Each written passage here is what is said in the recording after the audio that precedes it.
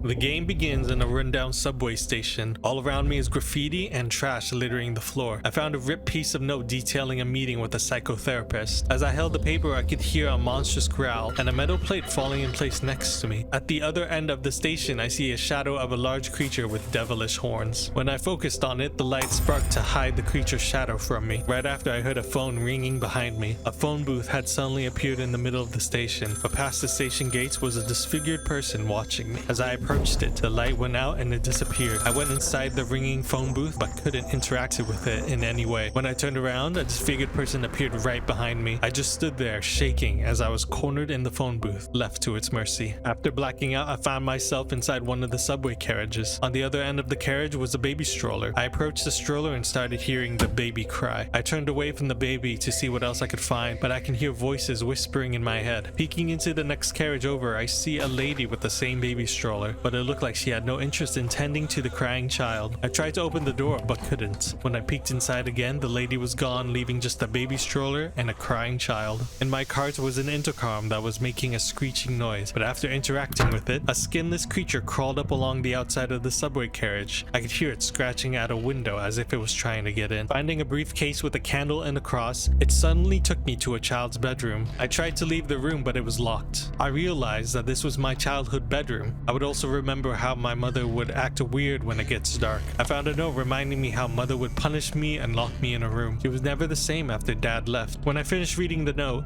the bedroom door next to me creaked open. Looking at me was the same shadowy horned creature. It slammed the door in my face. A streak of blood leading underneath the bed appeared. When I went to inspect it, the shadowy creature was in the room with me. My flashlight suddenly went out, and when I turned it back on, it vanished once more. Searching the room, I could hear someone laughing at me. Turning around, I see a figure of a clown. Interacting with it, it took me back to the subway carriage where I originally was. I wandered around a bit and started to hear old-timey music playing, along with movement and the banging noises outside my carriage. Looking in the next subway carriage over, I see the same lady as before. Suddenly, my flashlight goes out, and when I turned it back on, she was gone. Oh, so I thought. She appeared again behind me in the carriage. Focusing on her, the lights in the carriage suddenly turned on. I thought I had maybe woken up from my nightmare, but then the lights in the carriage ahead shut off one by one, and the shadow was the lady getting closer with each blackout. When the final light above me went out, I turned my flashlight on, expecting her to be right in front of me, but the carriage was empty again. The next carriage's door was open, so I proceeded cautiously. I heard fast movement behind me but saw nothing. I confidently went in to step into the next carriage, but then the lady jump scared me by appearing out of nowhere, then vanished. Once I calmed down, I went into the next carriage, which had mannequins posed around. I felt that they were staring at me, and then the child excitedly laughed somewhere around me, but no child was to be seen. I continued to hear the laughing child as I approached the next carriage's door, but it was chained off. Under one of the seats was a locked toolbox. In search for the key, I saw the mannequins were holding a set of keys. I took the keys off the mannequin, which caused me an intense pain. It looked like only one of these mannequins had the correct key. I found a mannequin which stood out from the rest. It had a bloody handprint on the chest and a candle in its hand. I took the key from the other hand and used it to open the toolbox, which had a pair of chain cutters. Once I picked it up, the lady appeared behind me and slowly approached me. Running the other direction, my path was blocked by a crowd of mannequins. I cleared them away by interacting with the mannequin with the bloody handprint on them. Reaching the chained off door, I checked the back one last time to make sure the lady wasn't close. When the chain was cut, the lights went out and she was gone. Entering the next cart, I heard her laugh and suddenly found myself in a basement.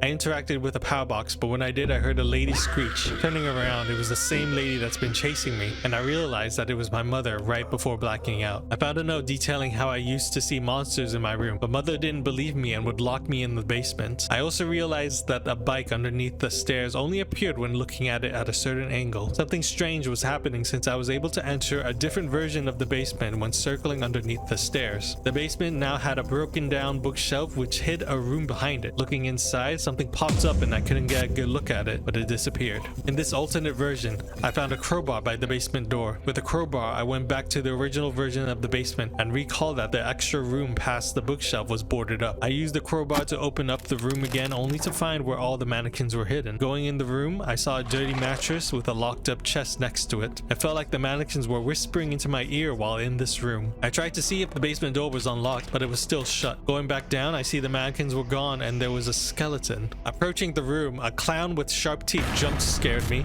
and the room turned back into normal with the mannequins. I tried to leave the room, but my mother appeared and sealed me in with the mannequins. The clown appeared again behind the crowd of mannequins with circus music playing. Interacting with the pink teddy bear near me, I found myself back in the subway carriage once more, but the circus music had followed me. The carriage was filled with toys and colorful lights. Peeking in the next carriage over, the clown jump scared me once again, then vanished and mocked me with a squeaky noise. I wandered the cart as I heard children's laughter and the little toy train blowing its horn, but then my flashlight went out. Once I turned it back on, a different music started to play, and a new clown began slowly getting up from the ground. I assumed this was the clown's ringmaster, as he was just laughing at me in a sinister manner. I then found myself in a carousel with the same chest that was locked with me in the basement. I needed to find something to open it with. In the distance, I see the ringmaster clown with a comedically large hammer patrolling the area. Avoiding the clown, I found a mannequin with a knife stuck in its head. With the knife, I was able to use it to open up a fuse box for one of the powered rides and take a fuse. With the new fuse, I used it to power another ride, which had a pair of chain cutters sitting on it. Taking the chain cutters back to the chest,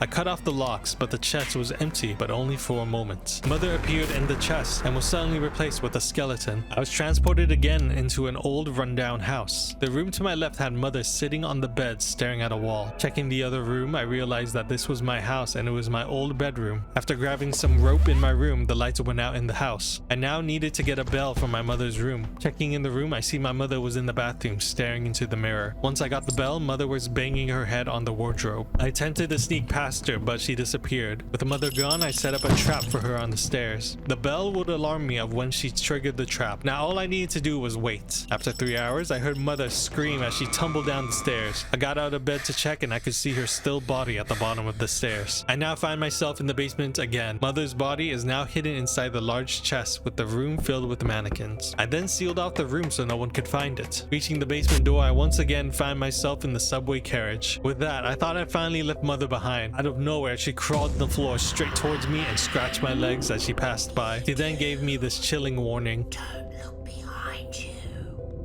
Run. I reached the end of the carriage, but the door was locked. I had no choice but to look behind me. Mother was there, but then left me alone. I could hear her moving around the carriage, laughing at me. Reaching the other end of the carriage, I was then blocked off by a crowd of mannequins again. By me was a note saying how I would avoid the underground subways so I would not need to face my fears. After reading the note, the mannequins cleared away. When I picked up the next note, the skinless creature quickly dashed along the walls of the carriage. After putting the note down, I hear it screaming somewhere in the carriage. A newspaper article details how a boy disappeared for 6 days and was found by local residents. He was apparently kidnapped by a clown while on holiday with his father. I then began to recall that those events were what happened to me. To cope, I separated my mind from reality. The people who kidnapped me were 2 patients who escaped from a psychiatric hospital, a man and a woman pretending to be a married couple. At the end of the carriage was a man sleeping. Mother then started running and screaming at me. A flash of light hit me. Found myself at my psychiatrist's office. He asked if I was ready to talk about my childhood. I then stared out the window with a small wooden house in front of it and gave him my thoughts. I detailed how my life was a nightmare after Mother disappeared. I didn't tell anyone what really happened. At the orphanage, I couldn't stop thinking that I had unalived my mother, but I realized that she wasn't my mother, but a runaway psycho who got rid of my real parents and took over my life. I was only able to find that out through my astral journey into my mind, and there I saw all kinds of details and conquered her and overcame my fears. I then realized that when I was a child, I saved myself. The doctor's response was unexpected as he said, "I don't think so." Turning slowly back at the psychiatrist, his shadow was that of the same horned beast that had been haunting me. Suddenly, I was back where I started, back at the rundown subway station. I found the same wooden house that my psychiatrist had, and the phone booth appeared once again. Getting in it, I was transported to a different part of the subway, but at the end of the subway was a devilish creature on the other side of the gate. Based on its shape, it was a horned beast that had been following me. Its last words to me was, "If a nightmare has haunted you once, don't think it has let you go in the end."